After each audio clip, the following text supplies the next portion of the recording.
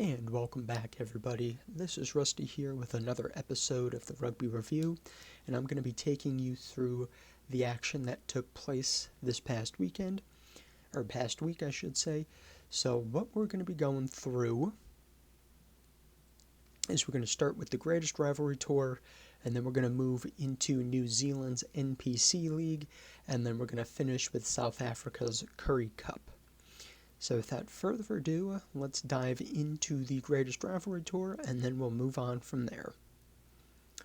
So this past week, on August 15th, was match 3 of the franchise matches that are taking place in this tour. Match 3 was a game between the Bulls and the All Blacks, and this is also the last game to be played before the Test Series starts. So this weekend, August 22nd, South Africa and New Zealand will begin the Test Series portion of this rivalry tour. So let's take a look at the final results for Match 3 between the Bulls and the All Blacks. And here we have the final result. This was a pretty dominant game by New Zealand in this particular game. New Zealand won by a score of 50-19 over the Bulls. So New Zealand did a pretty good job converting opportunities that they were given during the course of this game. The Bulls were kind of soft and not horribly well organized during the course of this game, so that gave New Zealand plenty of scoring opportunities, and obviously New Zealand didn't need a second invite for those opportunities because they were taking them. The Bulls also did have some opportunities themselves to score, but they weren't nearly as clinical as the All Blacks were. So, this was a good result for the All Blacks, and I'll probably give them a little bit of confidence moving into the first test game in the Test Series portion of this tour. And with that being said, again, August 22nd, tomorrow, is the first test game in the Test Series portion of the Greatest Rivalry Tour. So I'm pretty excited about this. New Zealand's been looking pretty good over the last couple weeks. They were looking good in the Rugby Championship, the Nations Championship. So was South Africa. Both teams looked really good in the Nations Championship. So this is going to be hopefully a great game. I know if you're a South Africa fan, you'll want South Africa to blow out New Zealand and vice versa if you're a New Zealand fan. So, as a neutral, just looking for a great game, and I'm pretty excited to see, the emotion and the intensity from the crowd, especially during the course of this game.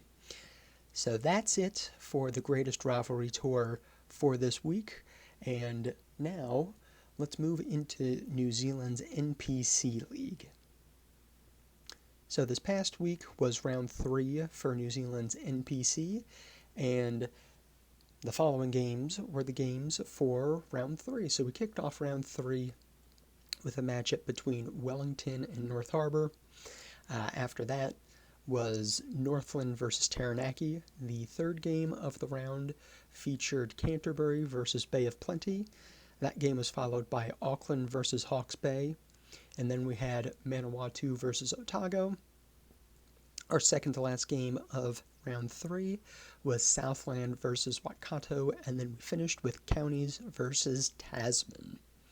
So again, that's just the fixtures for round 3, and here is the final results for round 3. So again, we kicked off with Wellington versus North Harbour, and this was another strong performance by North Harbour. They were just completely dominant over Wellington from start to finish. North Harbour won this game by a score of 47-7 over Wellington. So again, really dominant bonus point victory for North Harbour here. Moving into game 2, we saw another dominant performance, except this time it was Northland dominating Taranaki. Northland won this game by a score of 42-0 over Taranaki. This was a game, I know Taranaki had some illnesses running through the team coming into this game, but in addition to that, there was a lot of ill discipline on the part of Taranaki, a lot of penalties, and a lot of opportunity for Northland to just boot the ball back into Taranaki territory.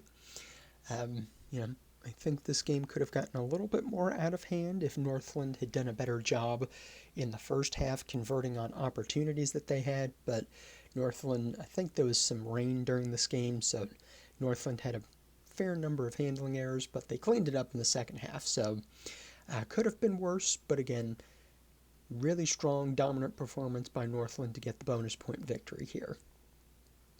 Moving on to our next game between Canterbury and Bay of Plenty.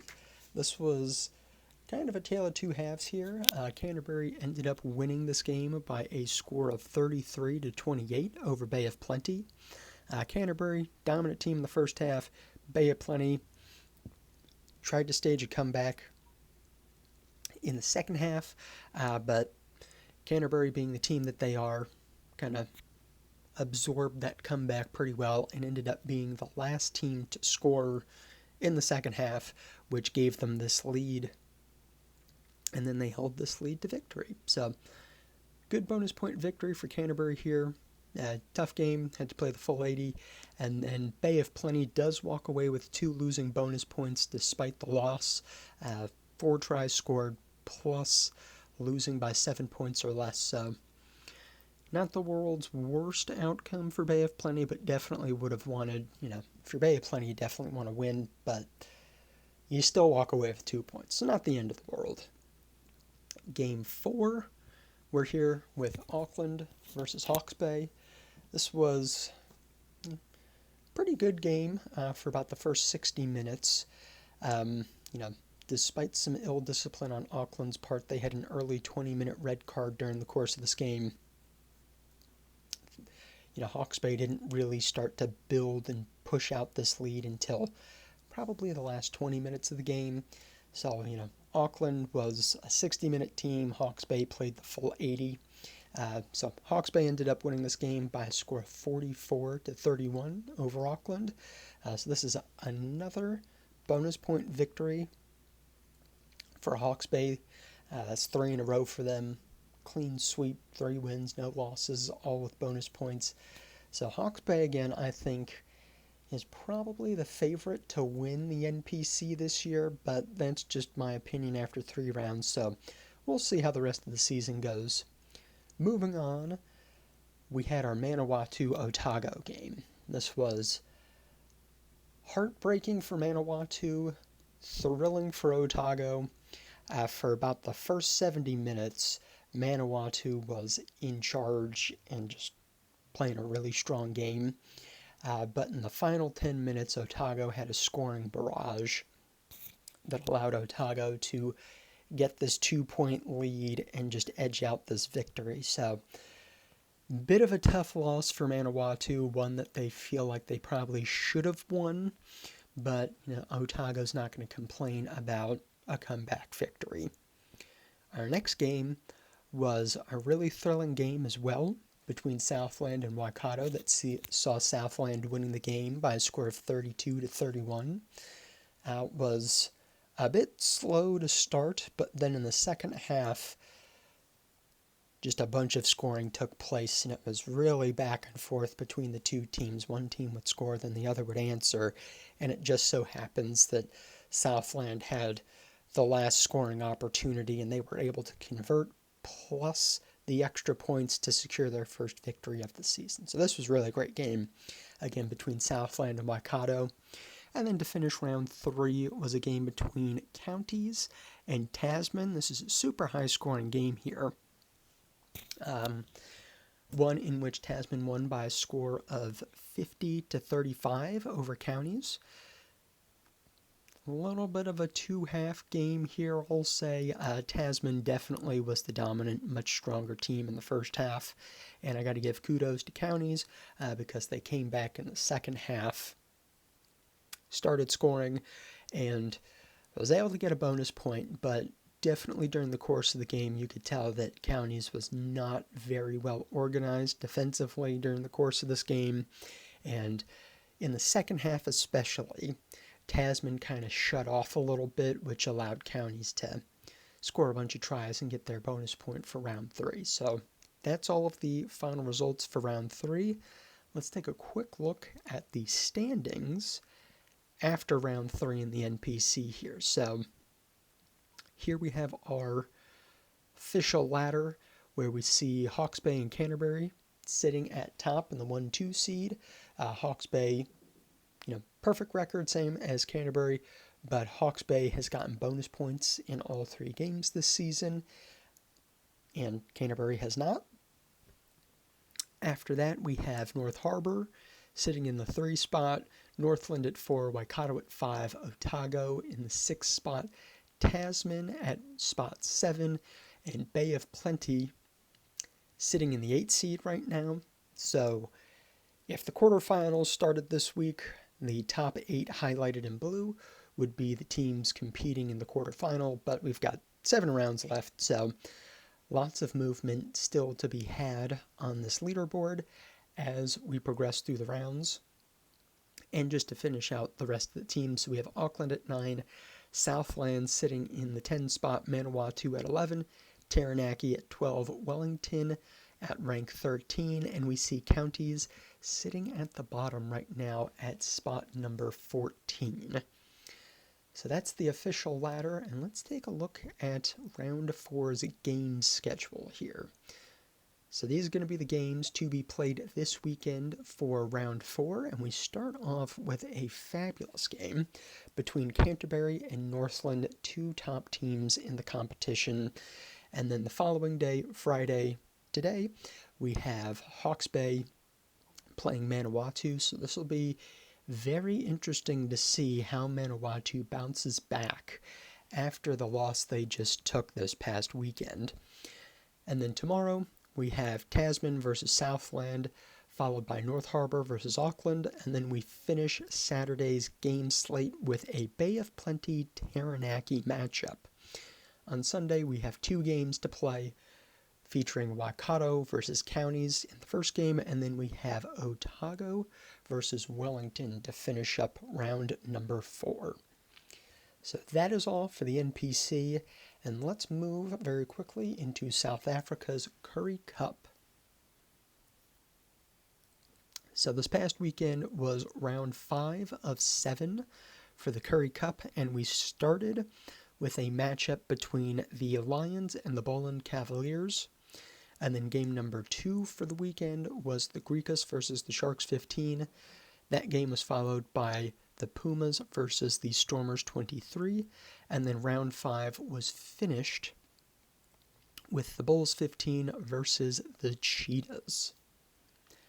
Now let's move into the final results of round 5. So our first game, featuring the Lions versus Boland, has Boland coming back into the winner's circle, handing Lions their second loss in a row. So we have Boland winning this game by a score of 38-29 over the Lions. Game 2 of this weekend, or of round 5 I should say, was a very strong dominant performance by the Griquas. The Griquas got the victory over the Sharks 15 by a score of 55-21. So again, this is a huge victory for the Griquas. Very strong bonus point. In addition, Griquas kept the Sharks from having a losing bonus point this week as well. So very strong performance by the Griquas, or I should say another very strong performance by the Griquas. They've been looking really good this season so far. Match 3 was played between the Pumas and the Stormers, in which the Pumas ended up winning this game by a score of 29-7. It was a little bit slow starting, but after about 30 minutes or so, the game really started to pick up. Both teams, mainly the Pumas, started to score, and especially in the second half, the Pumas were able to convert on a lot of opportunities that they had. In addition, Pumas did a good job defensively and kept the Stormers from getting any type of bonus point, similar to the Griquas Sharks game. Now to finish round 5, this is probably one of the best games I have seen since Oh, probably the France-England game to finish the Six Nations. This was a tremendous game. One that I would not have ever expected to have this final score. So the Bulls versus the Cheetahs had the Cheetahs winning this game by a score of 62-52. And I would have never thought that this would have been the final score given how the first half of the game went. I think the Cheetahs had like 42 points at halftime and just absolutely dominated the game in the first half. But credit to this young Bulls team. They stuck with it. They just kept chipping away, and just, whew, they almost came back in the second half. It was just absolutely incredible game to see just the giant swings in momentum and to have the Bulls almost come back and win this. Well, maybe not win, but almost come back and tie this game. Absolutely incredible game here between these two teams. Now let's take a look at the standings for the Currie Cup as well. So here we have again the final standings after round 5. Each team highlighted in green is every team that would qualify for the semifinals if the semifinals were to take place this weekend. But we have the Greekus and the Cheetahs sitting at the top of the table, both with 4-1 records and 21 points overall. And then we have the Airlink Pumas at 3 and the Boland Cavaliers sitting at the 4 spot. Now, underneath that, we still have the Lions, Stormers, and Sharks, who mathematically can still compete for a spot in the semifinals over the course of the next 2 rounds. I do not believe, the Bulls can. It's not mathematically possible. But the Bulls still can get a victory and still make it difficult for a team to qualify for the semifinals, but we're coming down to the final stretch here. We only have 2 rounds left in the Currie Cup, so if the Lions and the Stormers or the Sharks are going to make a move, they only got 2 rounds to do it. So, they got to do it if they're going to do it. So we'll see, how the movement and how everything shakes up over the next 2 rounds. Now let's take a look at the round 6 game schedule here. So again, this is the round 6 game schedule.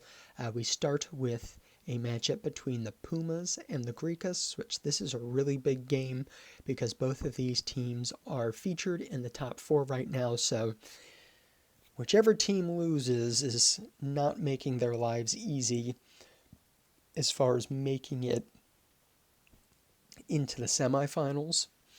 After that, our next game of round 6 is between the Bulls and the Stormers. Match 3 will be played between the Hollywood Bet Sharks and the Lions, and then we will finish out this week with a game between the Cheetahs and the Boland Cavaliers. So, I would say match 1, they're all pretty important, but I would say match 1 and match 4 are probably the 2 most important games because all 4 of those teams are featured in the semifinals currently, and again, whichever teams lose between the Pumas Greekus and the Cheetahs versus Boland games are definitely going to make it more challenging for themselves to qualify for the semifinals after round 7. So that is all for the rugby review this week. If y'all made it this far in the video, I greatly appreciate it. Thank you for watching. If you don't mind, please hit that like button, hit that subscribe button. Be really, really appreciated and help with the algorithm and all that jazz. So I hope everybody enjoys the rugby that's going to be played this weekend. Hope everybody enjoys the South Africa-New Zealand matchup. And I will see everybody here again next week. Enjoy, everyone.